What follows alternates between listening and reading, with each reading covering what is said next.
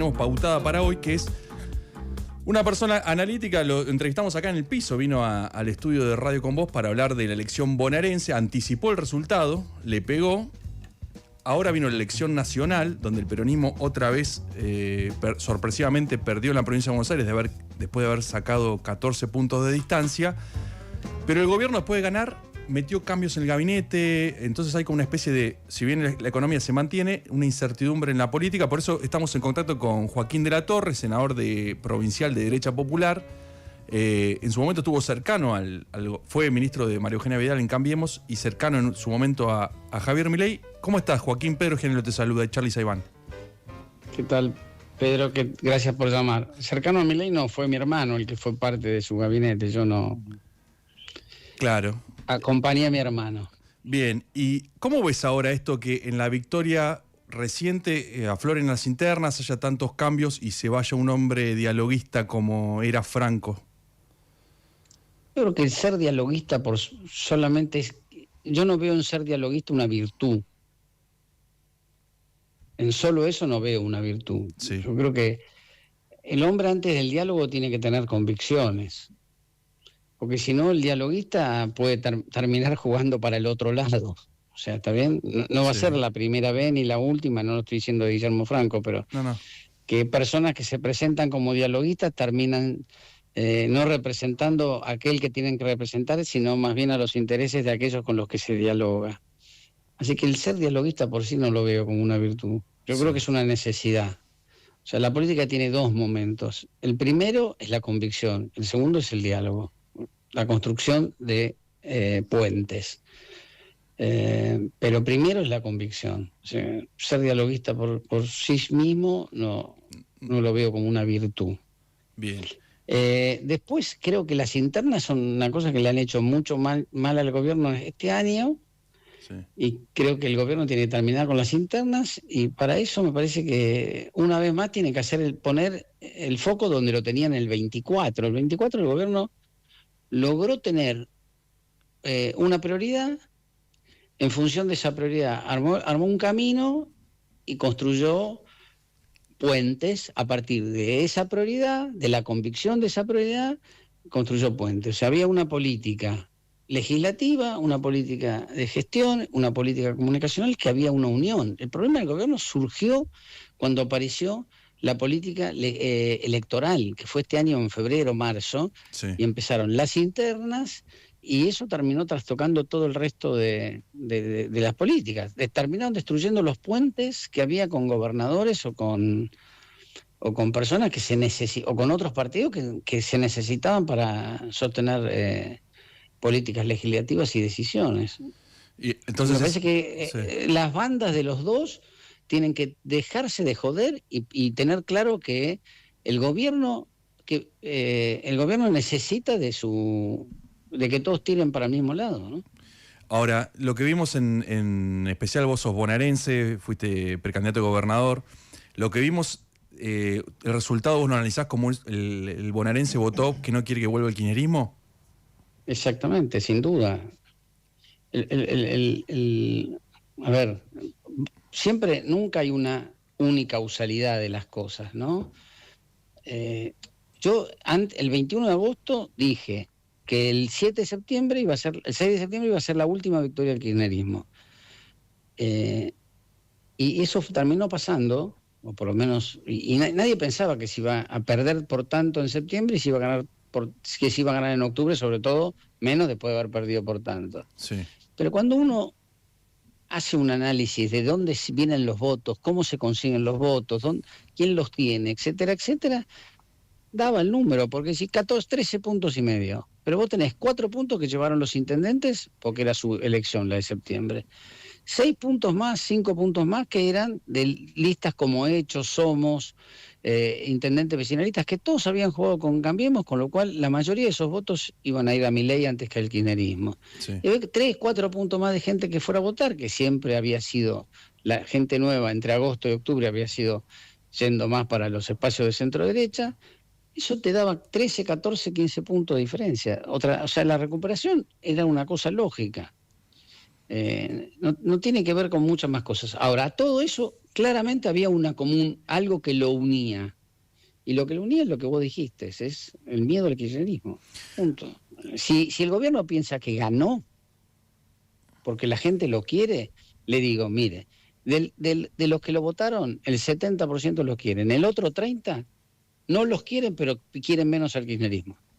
En su momento dijiste que Macri le había ganado a Cristina porque su último gobierno fue malo y Alberto le ganó a Macri porque el gobierno de Macri fue peor que el último de Cristina.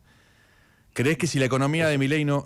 Eso es para la gente, la opinión de la gente. Yo lo que trato de traducir es lo que piensa la gente. ¿Y crees que si Milei no la pega en la economía en los 2 años estos que le quedan hasta terminar el 27, puede virar a otra cosa y no votarlo a él? ¿O este miedo esto que acabamos de traducir, jugamos a traducir el voto de la provincia de Buenos Aires? El kirchnerismo no existe más. Así. No tiene certificado de función para vos.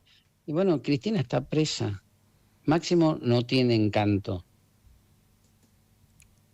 ¿Y pensás que Kicillof va a poder despegar de ahí? ¿No va a poder despegar? ¿Eso cómo ves que se va a mover ese...? No, yo no lo veo a Kicillof presidente de la Argentina. Por esta diferencia que el Pero kirchnerismo acaba de perder una elección. Sí. Cuando uno camina al interior de la Argentina, para el interior de la Argentina, Kicillof es la cámpora. No va a poder despegarse de esa imagen por más que ahora se pelee. Tiene dos cosas en contra muy grandes. La primera es de la cámpora, para la gente en el interior de la Argentina. La segunda es bonaerense. No es bonaerense, es porteño, pero bueno, es el gobernador de la provincia de Buenos Aires. ¿Vos creés que lo que viene...? Su gestión es espantosa. Sí. Espantosa. Ahora, lo que yo digo, ¿vos creés que lo que viene va a ser del interior cuando le marcás esto de que es bonaerense? ¿La gente no quiere más porteños o bonaerenses? Yo creo que, mira, es muy difícil porque entre capital y el conurbano todavía... Yo creo que el próximo presidente tiene que venir del sector productivo. Puede ser de Córdoba, de Mendoza, de Entre Ríos, de Santa Fe. Pero cuando intentaron hacer Provincias Unidas, ni siquiera salvo Corrientes salvó las papas, el resto no. De Neuquén. ¿Qué? No digo que... Sí, lo de Provincias Unidas, a ver, pero no hay que equivocarse. Provincias Unidas claramente salió una elección anticipada. Lo cual no quiere decir que haya sido malo. Por ahí es una semilla que se planta hoy y crece mañana, digamos. ¿Por qué? Porque en esta elección, como el kirchnerismo todavía era una opción, la gente votó en contra del kirchnerismo. Ahora sí, en mi teoría, ¿no? Sí, sí. El kirchnerismo no existe más. La gente va a tener que buscar otras alternativas. Los gobernadores tienen un tema a resolver.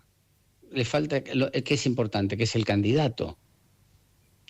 Los políticos nos encanta decir que nos encanta armar espacios transversales donde todos podamos opinar y dar opiniones. Eso es una mentira. Mi tío diría una masturbación. Lo que siempre nos encanta es tener un jefe, un conductor, y eso es lo que no tiene Provincias Unidas. Falta un candidato, que es importante. ¿Quién es el candidato? No sé. Supongo que Schiaretti fue la figura. ¿Quién es el que va a emocionar a la gente? El que le va a decir a la gente hacia dónde hay que ir.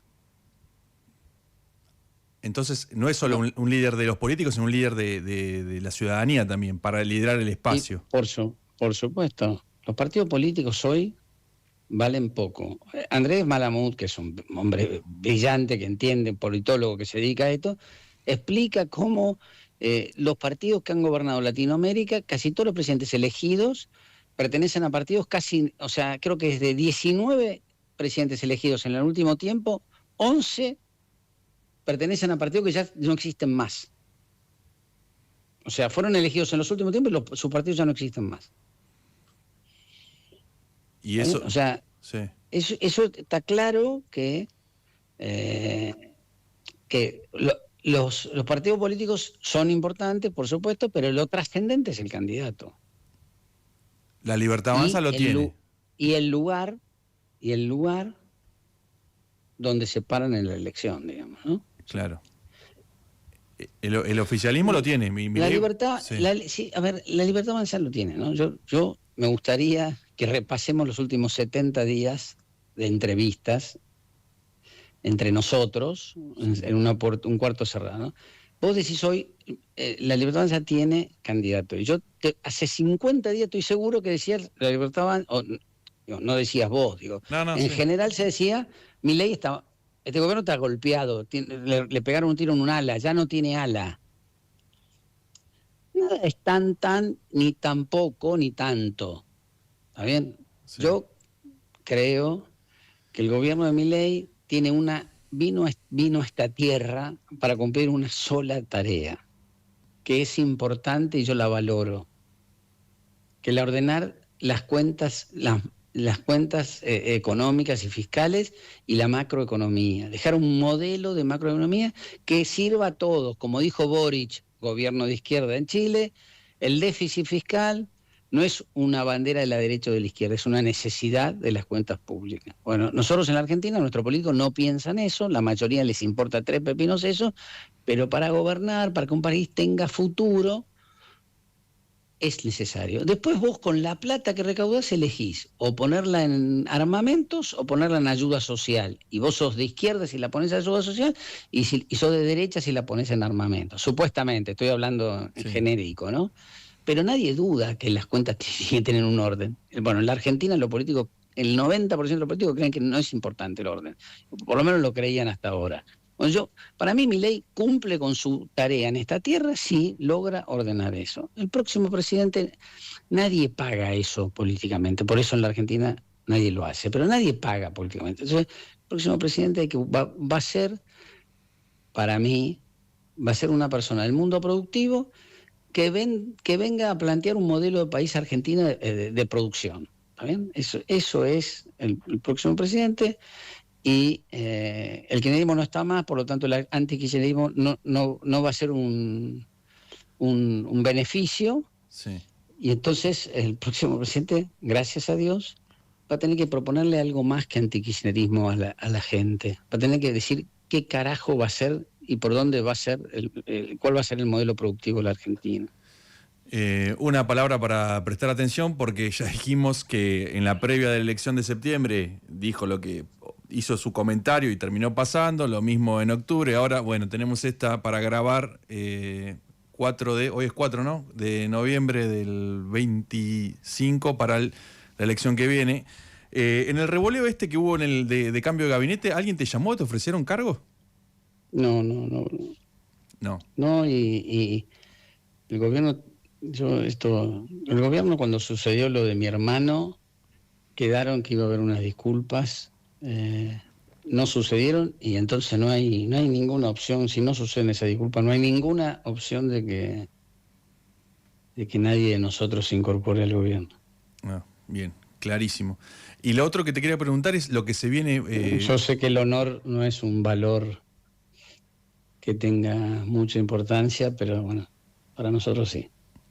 Bien, hasta que no haya disculpas no hay de la Torre cerca de la Casa de Rosado. Y tampoco por ahí tienen interés en que haya un de la Torre, así que no. Está bien. No tienen ninguna obligación. Sí, ¿qué me ibas a decir? No, lo otro es, ahora Kicillof presentó el presupuesto, vos hasta el 10 de diciembre sos senador provincial, sí. ¿Se habla de algo de ese presupuesto? ¿Se va a tratar antes de diciembre? Y lo otro es, ¿qué tanto le importa, ya que estás hablando a calzón quitado de los políticos, qué tanto le importa a los intendentes de toda la provincia, no solo del conurbano, que se apruebe esa ley de reelecciones indefinidas? Mira, nosotros votamos en contra de la reelección de los legisladores, por lo tanto también vamos a votar en contra de la de los intendentes, si se llegara a dar la discusión antes del 10 de diciembre.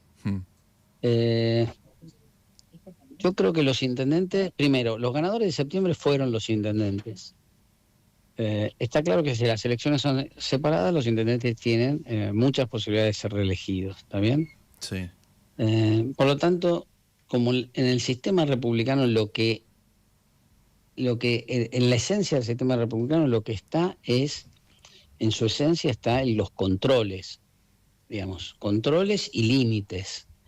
Entonces yo creo que las reelecciones indefinidas no son un buen método, un buen sistema republicano que tiene que ver con esto que pienso, pero bueno, yo creo que los intendentes tienen que perder el miedo de construir proyectos unipersonales. Tienen que salir del modelo de la construcción de proyectos unipersonales y tienen que aprender a dejar a gente a los que dejan tienen que aprender a dejar a otra gente. Tiene que haber sucesiones ordenadas, tiene que haber, es buena la continuidad, pero es malo que sea una sola persona.